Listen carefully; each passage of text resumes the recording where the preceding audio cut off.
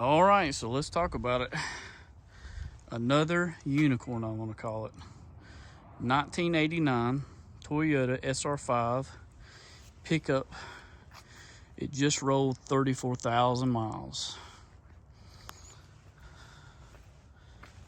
And let's hear that signature buzzer. All right, so I picked it up when it rolled off the truck and I started driving home. It had just rolled 34,000. It had 100 miles, 100 something miles on it. You got bucket seats, sunroof, regional radio sitting right there. You got the 5-speed. This truck is just so clean.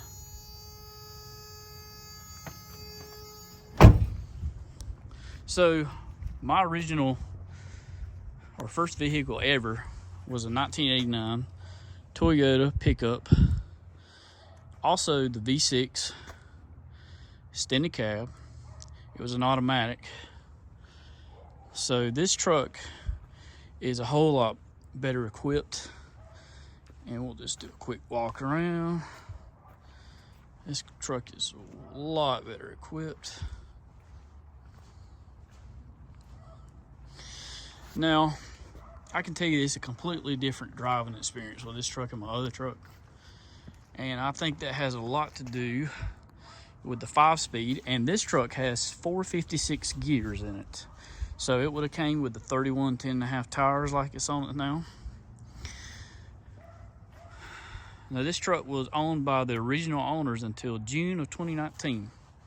So in 2019, they sold it to the guy who was also out in Arizona. So it's always been in Arizona until very recently here in 23. So it just dries a bone on the frame, and I don't live in a salt belt area, so it should stay that way. But I am thrilled to have this truck. I always wanted this truck again. I sold mine that I had to my uncle who still has that truck. Sold it in 2003 and he still has it. And to all the, there's some V6 haters out there. I'm telling you, go drive them back to back. You'll want the V6. Let's talk about head gaskets. The 88 and 89s don't have that issue. They used asbestos head gaskets, which lasted a lot longer. The 1990s and forward did have some issues that was ironed out when they redesigned them. But this engine is a great engine. My other one is at 204,000 right now that my uncle still has, and it's still going. So yeah, a lot of people just jump on that bandwagon. I wouldn't have one of these with the 22R. So I wanted the I wouldn't even bought this one if it had the 22R. So, funny story is this truck was on Cars and Bids in like February of this year, and I missed the auction. And I was pissed because I could really tell how nice this truck was. Having owned one, I just knew what to look for, and it had all the options. I was pissed because I said, you know, it sold for a lot of money, but I said I would have bought it. I would have bought the truck. So, where else are you gonna find one this well auction with this miles? And the Goodyear that you don't even have to swap the head gaskets or mess with it or anything. So I'm thrilled to have it. So the guy that bought it in 2019, he was a big Toyota guy. And he took it to Toyota and told them to go through it head to toe. So he took care of a lot of things. So that's what I knew buying this truck is turnkey. Everything's done. So they did a timing belt. They did new accessory belts at the time, water pump, flushed the radiator. He had all the fluids flushed, brake fluids, differentials, front, back, transfer case, the transmission, all that was changed. They did plugs, wires, rotary cap, distributor cap, a rotary button. Let's see, what else? They went through all the brakes, so new OEM rotors, drums at the back, brakes, head to toe, everything OEM was done. He even had Toyota, not from the catalytic back, catalytic converter 2 replaced. OEM muffler, exhaust, all that. And he bought the truck with 24,000 miles out of Arizona. He lived in Arizona. So you tell me, I think he just wanted it to look new. I still got to talk to him. He's supposed to call me. But my guess is he just was a picky guy that wanted it to look new, because I don't think you would have the exhaust rusted out. I mean, it was possible. Maybe it just needed replaced, but anyway. But the catalytic converter, 24,000 miles. There's never been any wreck. Very clean Carfax. Miles are legit.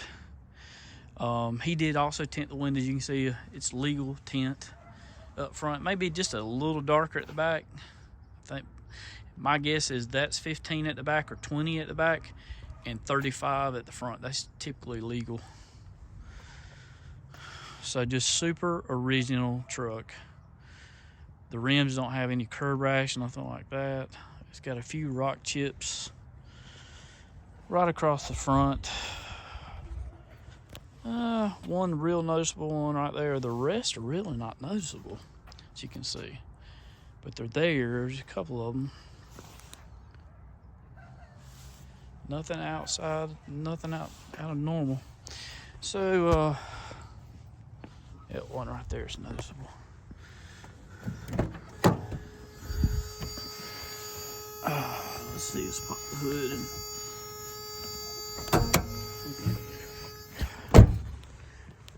it's real tidy under here.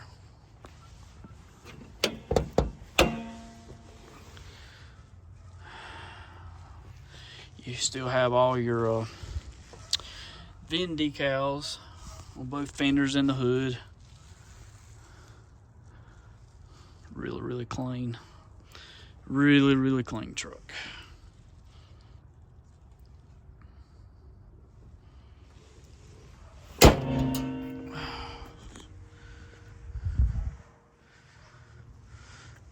Let me know, would you take these side steps off? Do those look okay on it? I'm not a big guy, 5'8", 180 pounds, but I do not need these steps to get in here. So it's kind of an awkward thing. If I step up on this thing, I'm way too high up. I guess you'd have to be just a petite woman to need those.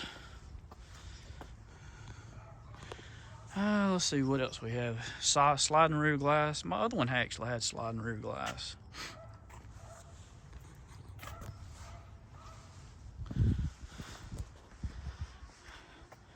Another walk around with the sky backdrop looking good.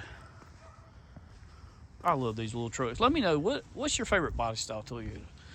I really like the 84 through 88s and these 89 through 95s.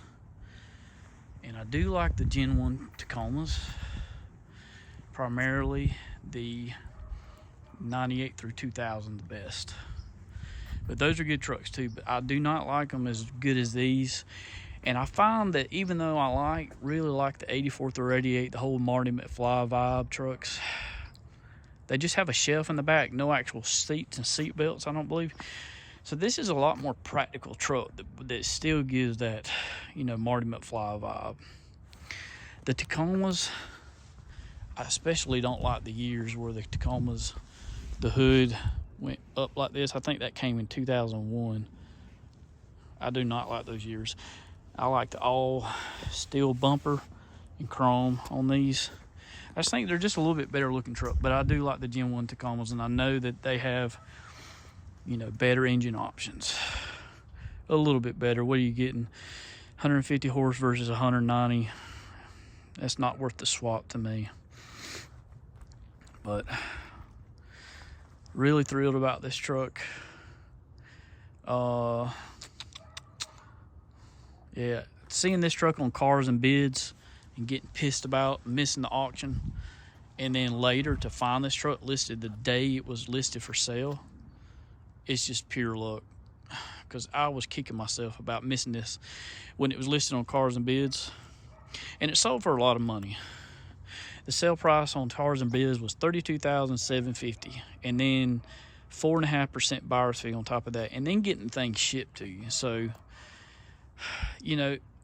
even at that though, I said, you know what? If I'd saw that truck for sale, I'd have bought it. So when I saw it listed, the guy that bought it moved right after he bought it, 6 months later or so. And he said he was out of garage space.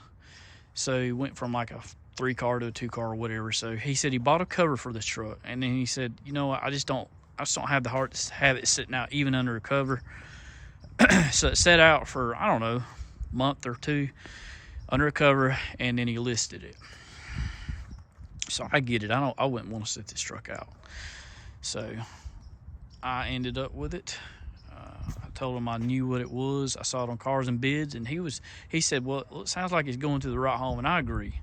I've wanted one of these trucks ever since I sold my other one to my uncle, who would not sell that truck this day, even to me. That's his truck. He loves that truck. So I actually saw that truck yesterday, rode in it, helped him unload a hot water heater, and actually rode in that thing just yesterday. It's still ticking. It's going good. It still looks pretty good, just paint's getting a little thin on it. It's always set out since he bought it. So let's wrap this up with a good shot here. Toyota fans, let me know what you think. Drop a comment below what you would do to it, if anything. Would you take the side steps off? It came with a topper I took off. But I think if anything, I'll just put a 0 rate spring in it. It's the way the wheel well is cut out on these. It always makes it look like it's squatted at the back. My other one was like that when I got it in 97, and it was 89. So I don't so much think that it is so much as the wheel well. So I may put a 0 rate on it so I don't change the springs, the stiffness of the rod, and that's about it. So let's wrap this up. And this is a unicorn for the Toyota fans. Hope you enjoyed it.